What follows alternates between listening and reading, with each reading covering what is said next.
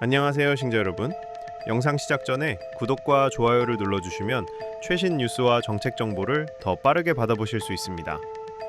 오늘은 이재명 정부의 첫 번째 예산이 확정되면서 2026년 대한민국의 큰 방향이 어떻게 달라지는지 하나씩 전달해 드립니다. 이번 예산은 역대 최대 규모로 편성되었고 민생과 청년 정책 변화가 상당히 크기 때문에 전체 흐름을 이해하면 한 해의 전망이 선명해집니다. 1장 2026년 정부 예산 규모와 특징을 살펴봅니다. 내년도 예산은 총 727조 9천억 원 규모로 확정되며 올해 본 예산보다 8% 넘게 증가합니다. 윤석열 정부가 이어온 긴축 재정 기조에서 벗어나 이재명 정부는 확장 재정을 선택하며 민생 회복과 경제 활성화를 강화하겠다는 계획을 밝힙니다. 국회 심사 과정에서는 약 1,000억 원만 조정되며 정부가 제출한 원안의 큰 틀을 사실상 그대로 유지합니다. 2장 이재명 대통령의 핵심 공약, 예산. 첫 번째, 국민성장펀드 예산이 반영됩니다. AI와 반도체 등 첨단 산업에 대한 대규모 투자를 추진하기 위해 공공과 민간이 각각 75조 원씩 부담해 총 150조 원 규모의 펀드를 조성합니다. 이를 위한 초기 예산 1조 원이 2026년 예산에 포함되며 미래산업 투자 기반을 구축합니다. 두 번째, 지역사랑 상품권 예산이 복원됩니다. 지역경제 활성화를 목표로 하는 지역화폐 예산이 윤석열 정부 기간에는 반영되지 않았지만 2026년 예산에서 1조 1,500억 원 규모로 다시 책정됩니다.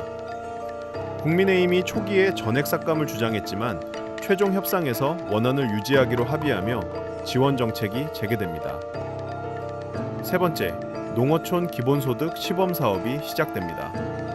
소멸 위험이 큰 농어촌 지역 10곳을 선정해 모든 주민에게 매달 15만 원을 지급하는 시범 사업이 내년부터 본격 시행됩니다.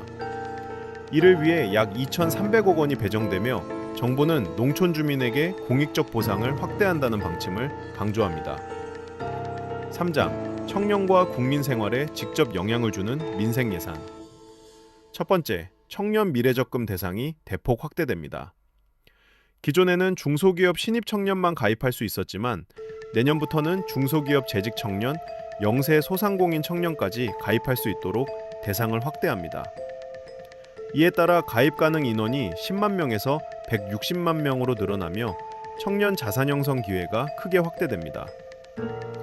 두 번째, 전국 대중교통 정액 패스가 도입됩니다. 2026년 1월 1일부터 월 정액을 지불하면 전국의 대중교통을 무제한으로 이용할 수 있는 전국 패스 제도가 시행됩니다. 정부는 처음에 월 20만 원 한도를 제시했지만 국회 논의 과정에서 한도를 없애기로 결정합니다. 관련 예산도 300억 원 이상 증액되며 대중교통 접근성을 강화합니다. 세 번째, 국가장학금 예산이 늘어납니다. 등록금 인상이 예상되는 상황을 고려해 정부는 국가장학금 1유형 예산을 약 700억 원 확대합니다. 이는 내년도 대학생들의 교육비 부담을 실질적으로 완화하겠다는 취지에 따라 추진됩니다. 4장, 사회안전과 기후대응 예산. 성평등가족부 예산이 처음으로 2조 원을 넘습니다. 주요 강화 내용은 다음과 같습니다. 디지털 성범죄 피해자 지원을 확대합니다. 가정폭력, 성폭력, 스토킹 피해자에 대한 무료 법률 지원을 강화합니다. 성착취 피해 아동 청소년 전담센터 운영을 확대합니다. 경력 보유 여성 취업 지원 사업을 확장합니다. 청년 세대의 젠더 갈등 완화 프로그램을 추진합니다. 이 모든 강화 정책을 포함하며 예산은 2,300억 원 이상 증가합니다. 산불과 가뭄 대응 역량을 강화합니다.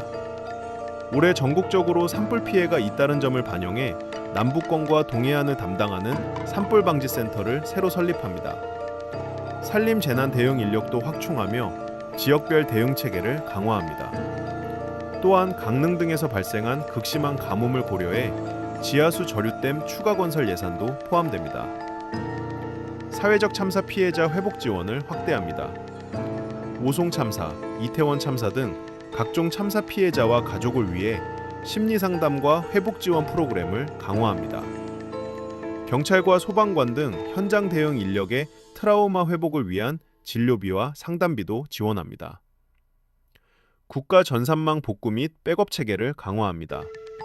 2025년 국가정보자원관리원 화재로 전산망이 마비된 사건을 계기로 정부는 실시간 백업 체계를 구축하기 위한 약 3,400억 원의 예산을 반영합니다. 국가 전산망의 안정성과 복원력을 높이기 위한 조치가 추진됩니다. 자살 예방 정책을 크게 강화합니다. 전국 자살예방센터 전담 인력을 늘리고 범정부 차원의 자살대책 추진본부를 설립합니다. 고위험군 관리 시스템을 강화해 국가 차원의 예방체계를 촘촘하게 구축합니다. 5장 예산 부수 법안에 따라 내년 세금 제도도 함께 바뀝니다. 법인세율이 다시 인상됩니다. 윤석열 정부에서 한 차례 인하되었던 법인세율을 모든 과표 구간에서 1%포인트씩 다시 인상합니다. 정부는 이를 부자 감세를 원상복구하는 조치라고 설명합니다. 배당소득 분립과세 제도가 새로 도입됩니다. 그동안 배당소득이 2천만 원을 넘으면 근로와 사업소득과 합산되어 종합소득세 부담이 크게 증가했지만 내년부터 배당소득을 분리해 과세하는 방식이 시행됩니다. 세율 구간도 세분화되며 대부분의 투자자에게 세부담 완화 효과가 생깁니다. 6장 2026년 예산안에 대한 정치권과 사회의 반응. 이번 예산은 여야가 극심하게 대립하는 국면에서도 법정 시한을 지켜 처리되었다는 점에서 긍정적인 평가가 나옵니다. 5년 만에 기한 내 예산 처리가 이루어졌으며 여야 협의가 예상보다 원만하게 진행되었다는 분석이 나옵니다. 이재명 대통령도 예상하지 못한 합의였다며 야당의 감사의 뜻을 밝힙니다. 평가 흐름을 정리하면 다음과 같습니다.